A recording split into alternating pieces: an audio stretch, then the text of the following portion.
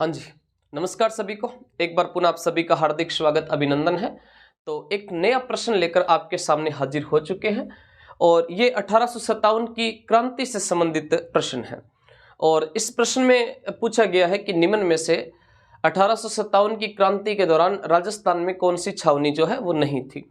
Option number A के अंदर कोटा दिया है, ऑप्शन नंबर बी के अंदर नीमच दिया है, ऑप्शन नंबर सी में एरिनपुरा दिया है और ऑप्शन नंबर डी में नसीराबाद दिया है। इनमें से आपको सही उत्तर बताना है कि कौन सी जो है वो छावनी नहीं थी। सबसे पहले ऑप्शन नंबर ए के ऊपर अपने चर्चा करते हैं, कोटा।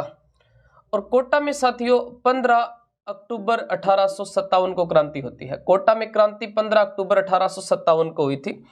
और कोटा के अंदर क्रांति का नेतृत्व जो था वो किसके द्वारा किया गया था? एक तो थे जयदयाल और एक थे मेहराब खां। एक तो जयदयाल और एक कौन थे? मेहराब खां।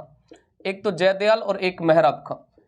इन दोनों का मूल काम क्या था? तो ये दोनों जनता में क्रांति की भावना भरने का काम करते थे।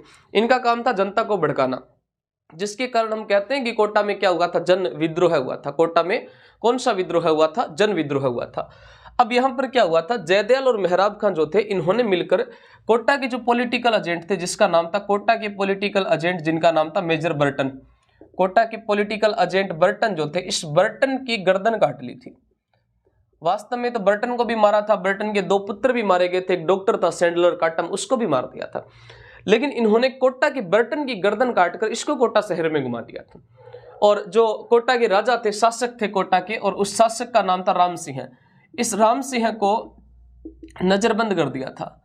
राम सिंह को क्या कर दिया था? इन्होंने नजरबंद कर दिया था जयदयाल और मेहराब खां ने, जो नहीं मिले थे। बाद में कहते हैं कि जब रॉबर्ट्स के नेतृत्व में अंग्रेजी सेना अटैक करती है कोटा पर, उस समय करौली का मदन पाल जो था, जिसने सहायता की थी अंग्रेजों की, और करौली का मदन पाल सहायता करते हैं, जिसके कारण जयदयाल और मेहराब खां इन दोनों को क्या दे दी जाती है? फांसी दे दी जाती है। तो कोटा के अंदर जो विद्रोह हुआ था ये 15 अक्टूबर को हुआ था। और कोटा के अंदर जो नेतृत्व करता थे, जिनका नाम क्या था? जयदयाल, और एक का नाम था मेहराब खां।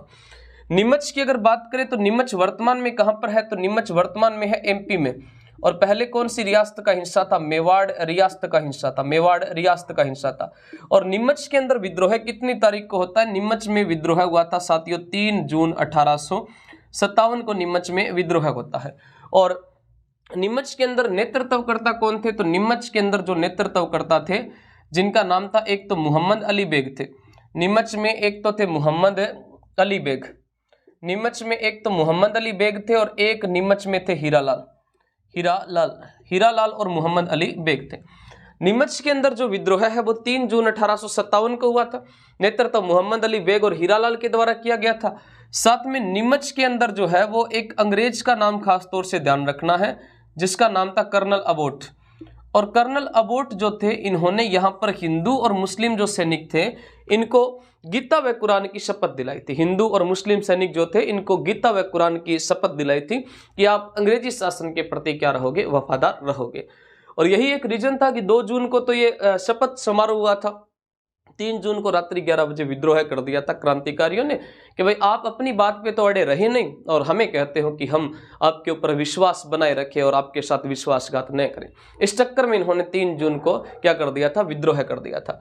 एरिनपुरा पाली के अंदर पड़ता है। एरिनपुरा कहां पर पड़ता है? पाली में पड़ता है। और एरिनपुरा पाली में है। और यहां पर विद्रोह कब हुआ था? तो विद्रोह हुआ था 21 अगस्त को। 21 अगस्त 1857 को एरिनपुरा में विद्रोह होता है। और एरिनपुरा के अंदर विद्रोह किया था, एक तो तिलक राम थे, और तिलक राम के साथ में एक थे मोती खां, और एक थे शीतल प्रसाद। तिलक राम, मोती खां और एक शीतल प्रसाद थे। और यहां पर एक व्यक्ति जिनका नाम था शिवनाथ सिंह है, और शिवनाथ सिंह के द्वारा यहां पर एक नारा दिया गया था। और शिवनाथ सिंह ने कौन सा नारा दिया था? चलो दिल्ली मारो फिरंगी। चलो दिल्ली मारो फिरंगी। चलो दिल्ली मारो फिरंगी का नारा किसके द्वारा दिया गया था? तो शिवनाथ सिंह के द्वारा यह नारा दिया गया था। और यहां से ये दिल्ली की तरफ रवाना हुए थे। इसका पीछे का रीजन ये था कि भाई कुछ सैनिकों को अभ्यास के लिए अब्बू भेजा जा रहा था, इनको नहीं भेजा तो इन्होंने क्या कर दिया? विद्रोह कर दिया। नसीराबाद अजमेर के अंदर है, और नसीराबाद में विद्रोह होता है 28 मई 1857 को। 28 मई 1857। और यहां से विद्रोह की क्या होती है, राजस्थान में क्रांति की शुरुआत होती है। और इसका नेतृत्व किसके द्वारा किया गया था, तो नेतृत्व किया गया था बख्तावर सिंह के द्वारा, बख्तावर सिंह के द्वारा। नेतृत्वकर्ता कौन थे, बख्तावर सिंह थे। तो इस प्रश्न में पूछा कि छावनी कौन कौन सी थी और कौन सी नहीं थी, तो नीमच छावनी है, एरिनपुरा छावनी है, नसीराबाद छावनी है, 3 तो ये हो गई, 3 और थी। जैसे एक तो हो गया ब्यावर, एक हो गया खेरवाड़ा और एक हो गया देवली। ये यहाँ पर 6 छावनियां थी, जिनमें से ब्यावर और खेरवाड़ा ने क्रांति में भाग नहीं लिया था। भाग तो 4 ने लिया था, देवली, नीमच, एरिनपुरा और नसीराबाद। प्रत्येक क्लास के लास्ट में इस प्रश्न का सही उत्तर कोटा हो जाएगा। प्रत्येक क्लास के लास्ट में आपसे प्रश्न पूछा जाता है। उसी कड़ी में आप ये बताइएगा कि क्रांति के समय तात्या टोपे की फांसी की आलोचना किसने की थी। तात्या की फांसी की आलोचना, तात्या की फांसी की आलोचना जो है वो किसके द्वारा की गई है, तो तात्या की फांसी की आलोचना का आपको उत्तर जो है वो कमेंट बॉक्स में बताना है। मिलते हैं नेक्स्ट क्लास में, तब तक के लिए जय हिंद, जय भारत, धन्यवाद।